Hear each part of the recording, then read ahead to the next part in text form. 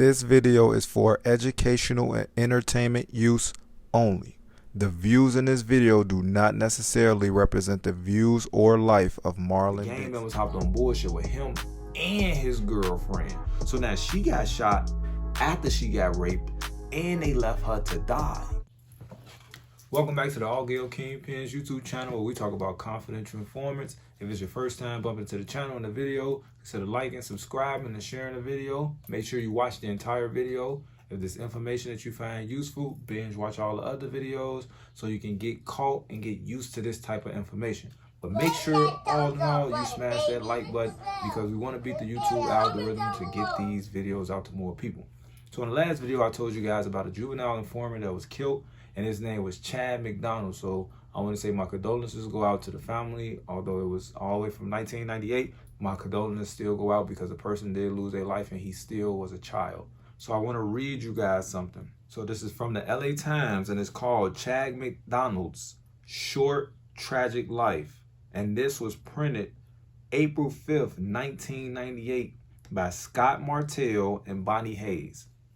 Now, I read through majority of the article, and I kind of want to talk about some key points because it'll be a lot to talk about with this situation. So I just want to talk about a few key points so you guys can see something. So Chad McDonald, he was arrested. He got caught with some meth. You know, the police end up arresting him and all that. He go to jail, and then let me show you what happened. As soon as he was arrested, he was already trying to tell the police that he was going to cooperate. As soon as he was arrested. Read the entire article and you'll get it in there. I'm not going to put that for this video. I want you guys to pay attention to this. I will do anything to correct my mistakes. The reports quote McDonald as saying, prompting an officer to ask if he would cooperate in identifying the supplier. He wanted the officer to ask him to cooperate so he can go tell. So this is a juvenile. I want y'all to understand, this is a juvenile, somebody whose brain is not fully developed and just got in trouble and knowing, oh man, I'm facing a lot of trouble. Man, look, I tell on anybody, like I just want to get out the situation. That type, because if you're facing 20 years and you're 17, you're going to get out, you're going to be almost 40. You done missed your whole 20s and 30s. So now, next paragraph. The reports say that McDonald agreed then to work with drug investigators and that his mother signed a permission form when she picked him up. Ceroli, the brother, contends that police took advantage of his sister. Now, I'm going to give you a little background on the mother from the story. The father ended up killing himself in a car accident to where the mother and the father was he was drunk and he ended up smashing into a pole. He lost his life and the mother ended up like partially being paralyzed, so she really couldn't work. So the brother said that the police took advantage of his sister in this situation. But think about this. This was his mother. As him being a juvenile, she's his guardian. She's his parent, his guardian. So she signs things for him because he can't put himself in that agreement. She gave them permission to turn her son into a confidential informant. And the son wanted to turn to a confidential informant. More on that. They forced her to do something she couldn't even really understand to the full consequences of, he said. She trusted them and they let her down. This is why I say you're not supposed to be ignorant of the law. In this country, once you're over 18, you're supposed to understand and know the law. If you don't, they can't give you a crash course on it. So with her being a parent, she's supposed to knew what situation she was putting her child in when she signed that permission form. Because once she signed, they gave the police. Hey, she told us that we could do this. All the responsibility was on her when she signed that document. That was an agreement. So now, with you knowing that people don't understand the law like that, but yet these parents not understanding the law are signing their children up for things that will potentially hurt the child without them knowing because they don't understand. Now, next. Okay. So now, I really want to make an entire video about just this one part to go into detail. I might do that in the future. But just for this what happened in Chad McDonald's case. McDonald appeared in court that day to answer charges relating to the January 6th arrest, a tactic police and prosecutors routinely use to ensure that informants will fulfill their agreements. The hearing was delayed 30 days to give the team more time to help set up one more buy. So they call you in a court. So everybody see this. You see people going to court. Oh, they got court this month. They got court this month. They got court this month. They got to keep going to court. But when they going to court, but they not going to jail, it's because this is a tactic that they're using to make sure that we want you to appear in court. So now we looking at you. You know what you agreed to, so make sure you getting that agreed. We're gonna go ahead and give you a little bit more time because you ain't set up who we want you to set up yet. But we gonna call you in the court just to let you know, yeah, you will be facing this much time if you don't do this and this and this and that. Mind you, this is a juvenile. I want to keep saying that this is a juvenile. So now let me show you the results. A motorist spotted the girl walking near San Gabriel Reservoir. She had been raped, shot in the face, and left for dead. This was his girlfriend.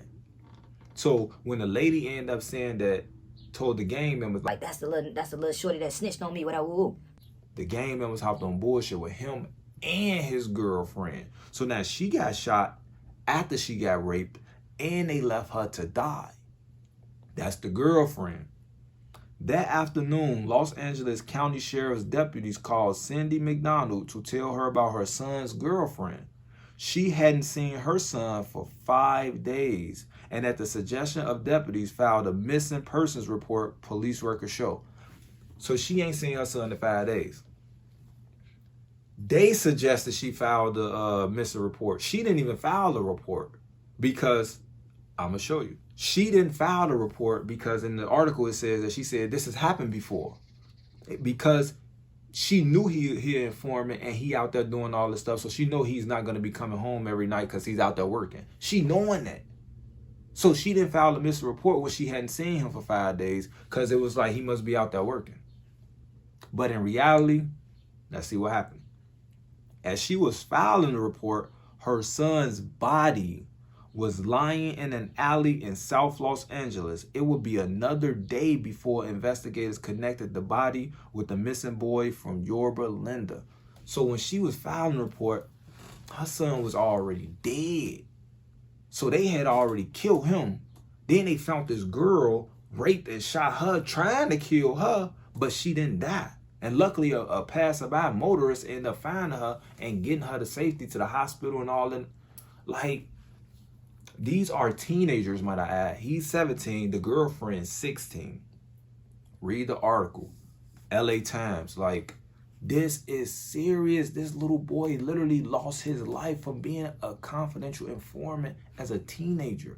His mother signed him up for it. He wanted to work off his charges. He wanted to, I want to make my mistakes right. And the whole time this little boy was 17, he had been doing meth. So he already was doing meth before he was 17. His girlfriend was doing meth. His friends was doing meth. He was selling meth and doing meth.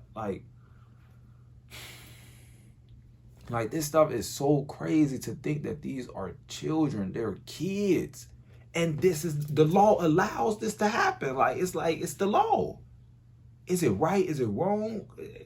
It's the law. It doesn't matter if it's right. It doesn't matter if it's wrong. It's the law. But if you don't understand that this is what the law is saying is okay, your child may be potentially in harm's way. That's why I try to make these videos for y'all to understand, like, this stuff is serious. Like, when I say so serious, this stuff is so serious. And people not really getting it and understanding it until it affects them close to home. We have teenagers out there that's the age of 14, 15. They out here running around as confidential informants. A parent needs to sign off for them to do that. If not a parent, a legal guardian needs to sign them off to do that. Let me give you one better. What about the kids that's in the state? Adopted kids, orphan kids. You get this child, now this child get in trouble. You're the guardian. This ain't your child. You get a check from this child every month to take care of the child, but this child got in trouble and the police come to the guardian and say, hey, this child did this, but we can let them go ahead and work these charges off and they won't get in trouble. They become a confidential informant. Now this ain't even your child. Do you think that a lot of people will do that to a child that's not theirs? if you see that some people will actually do it to their child, this is what I'm saying. Like, this gets so deep and touches home in so many different ways that it's crazy. These kids are juveniles, and they're going into a world where people will kill not to go to jail. They cannot think like a grown man because they are not a grown man. They cannot think like a grown woman because they are not a grown woman. But yet they're being in places with grown people and supposed to make grown decisions with a childlike mind. Like, this is crazy how this little boy literally lost his life due to the fact of what it was that he was doing. But like I tell y'all, this is the seriousness of this stuff. This is what can go on. And this is the law. This is not just made up. This is the law. Understand your confidential informants laws in your city, your area, your state, wherever you are. Understand it, because you never know if your child is an ear for the police. You never know if your child friends is an ear for the police. You don't know. That's why it's right for you to be cognizant of the law. So that's all I got to say for this video. Like, share, subscribe, comment down below, donate to the channel, buy me a book, cop some of the Altgeld Kingpins merchandise, and keep a close eye on your kids. Not only keep a close eye on your kids, keep a close eye on your kids' friends. Get to know your kids' friends so you understand what type of people your kids are dealing with. Because if you don't know that your child friend is in trouble, that friend can end up getting your child in trouble. So that's all I got to say for this video. Until the next one. This video is for educational and entertainment use only. The views in this video do not necessarily represent the views or life of Marlon Dixon.